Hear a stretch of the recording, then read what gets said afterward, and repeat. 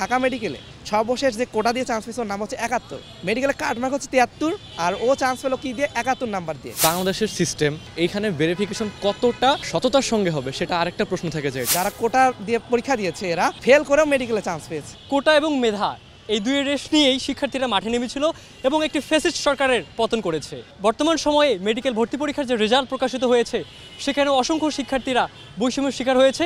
এর নিষ্কার কবে নাগাদ হবে সে বিষয়ে জানতে চাই সাধারণ শিক্ষার্থীদের থেকে, কেন তারা আবারও মাঠে নামলো এবং কেনই বা আবারও করছে তারা আন্দোলন।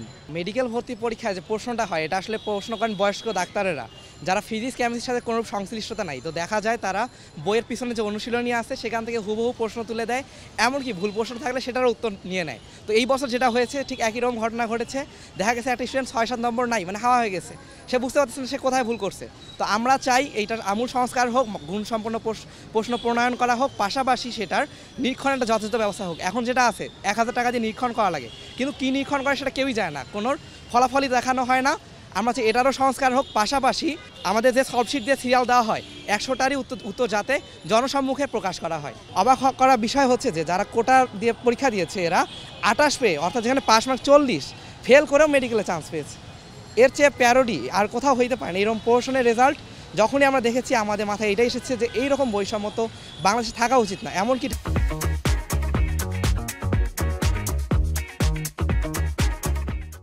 ঢাকা মেডিকেলে সর্বশেষ যে কোটা দিয়ে চান্স পেয়েছে ওর নাম হচ্ছে ৭১, মেডিকেলে কার্ড মার্ক হচ্ছে ৭৩, আর ও চান্স পেলো কি দিয়ে ৭১ নাম্বার দিয়ে।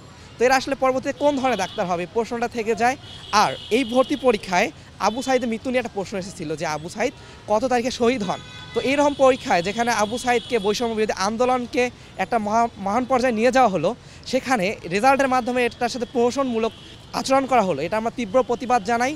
এজন্য এই যৌক্তিক দাবিকে সামনে রেখে যে পরবর্তীতে যে রেজাল্টটা পুনঃপ্রকাশ করা হোক, যাতে কোনো ধরনের কোটা থাকবে না, শুধুমাত্র যার মেধাভিত্তিতে চান্স পেয়েছে অর্থাৎ ডিএমসি সহ যে কোনো মেডিকেলে শুধুমাত্র মেধাভিত্তিতে তাদের রেজাল্ট দেওয়া হোক। এমনকি যারা কোটা আছে তাদের সমস্যা নাই, কিন্তু কার্ড মার্কের মধ্যে যাতে হয়, এমন না যে ফেল করা স্টুডেন্টকে আমি মেডিকেল এনে দিলাম, তারা পরবর্তীতে কী ধরনের ডাক্তার হবে। এমনিতেই আমাদের চিকিৎসা ব্যবস্থার যে বেহাল দশা, এ পুরোটাই হচ্ছে আমলাতান্ত্রিক হওয়ার কারণে। আমাদের চিকিৎসা ব্যবস্থাটা স্বয়ংসম্পূর্ণ করা উচিত আসলে। তো আমলাতান্ত্রিক হওয়ার কারণে আমরা পড়তে সব জায়গায় বিভিন্ন বাধার সম্মুখীন হই। আমাদের ডাক্তারেরা আন্দোলন করতে হয়, শিক্ষার্থীদের আন্দোলন করতে হয়, শিক্ষকদের যখন তখন বদলি করা হয়, এইসব কিছু নিয়েই আমাদের এগিয়ে যেতে হচ্ছে। তার মধ্যে এরকম একটা প্রহসনমূলক রেজাল্টকে আমরা ন্যাক্কারজনকভাবে এর প্রতিবাদ জানাই। এই জুলাই আন্দোলনের পরবর্তীতে আমরা যে ভাবলাম আমরা নতুন বাংলাদেশ গড়ে তুলতেছি, এখন সেখান থেকে বৈষম্য চলে যায়নি। এমনকি একটা অ্যাডমিশন টেস্টের মতো পরীক্ষা, যেখানে ডাক্তারি প্রবেশ করার মতো সেন্সিটিভ একটা পেশা, সেই পেশাতে আমরা বৈষম্যটা রেখে যাচ্ছি। বৈষম্যর সৃষ্টিটা কোথা থেকে হচ্ছে? বৈষম্যর সৃষ্টিটা আসলে আমাদের তথাকথিত সমাজ ব্যবস্থা থেকেই হয়, যে সমাজ থেকেই দেখিয়ে দেওয়া হয় সবসময় যে ও পাবলিকে পড়তেছে, ও প্রাইভেটে পড়তেছে। তবে আমার যেটা মনে হয়, যদি মেধার ভিত্তিতে সব জায়গায় মূল্যায়ন করা হয় তাহলে এখানে পাবলিক প্রাইভেট বলে কোনো কথা থাকবে না।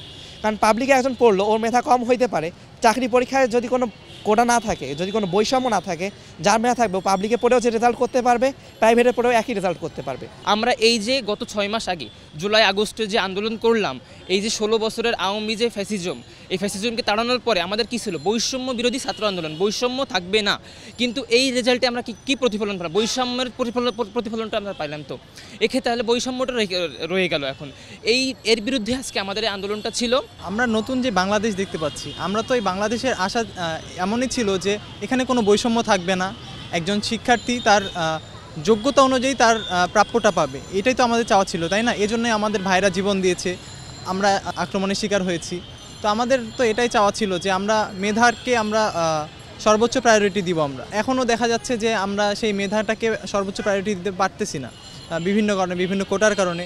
তো আমরা চাই আর কি যাতে এই কোটাগুলো কিছু না থাকুক। আপনারা সবাই জানেন যে মেডিকেলে পড়ালেখার কী পরিমাণ প্রেশার থাকে।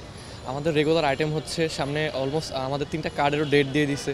এখন কার্ডের পড়া শেষ করতে পারতেছি না, কারণ হচ্ছে আমাদের চোখের সামনে আমরা যে বৈষম্য দেখছি, এই বৈষম্য দেখে আমাদের পক্ষে শ্রেণীকক্ষে বসে থাকা সম্ভব হচ্ছে না। আপনারা সবাই দেখেছেন যে ডিজিএমই থেকে বলেছে যে তারা ভেরিফাই করেই ভর্তির সুযোগ দিবে যে কারা প্রকৃতপক্ষে মুক্তিযোদ্ধার সন্তান। কিন্তু আমার কথা হচ্ছে বাংলাদেশের যে সিস্টেম, একটা জিনিস ভেরিফাই করতে কতটা সময় লাগে, এই সময়ের মধ্যে আমার ভেরিফিকেশন হলে যে স্টুডেন্টদের চান্স হতো প্রকৃতপক্ষে, তারা কি বসে থাকবে? কারণ আমাদের তো ভর্তি পরীক্ষাগুলো পরপর, মেডিকেলের পরে এফএমসি, ডেন্টাল, ডিউ, বুয়েট, সবকটা ইঞ্জিনিয়ারিং ভার্সিটি এবং ভার্সিটিতে ভর্তি পরীক্ষা হবে। তো এই স্টুডেন্টগুলো যাদের চান্স হওয়ার কথা তারা কি ভেরিফিকেশনের জন্য বসে থাকবে নাকি অন্য একটা ভার্সিটির প্রিপারেশন নেবে? পাশাপাশি হচ্ছে বাংলাদেশের সিস্টেম এইখানে ভেরিফিকেশন কতটা সততার সঙ্গে হবে সেটা আরেকটা প্রশ্ন থেকে যায় এটা নিয়ে। এই জন্য আমরা চাচ্ছি দ্রুততম সময়ের মধ্যে এই রেজাল্ট বাতিল করে সম্পূর্ণ বৈষম্যহীন এবং কোটাবিহীন একটা রেজাল্ট পাবলিশ করা হোক।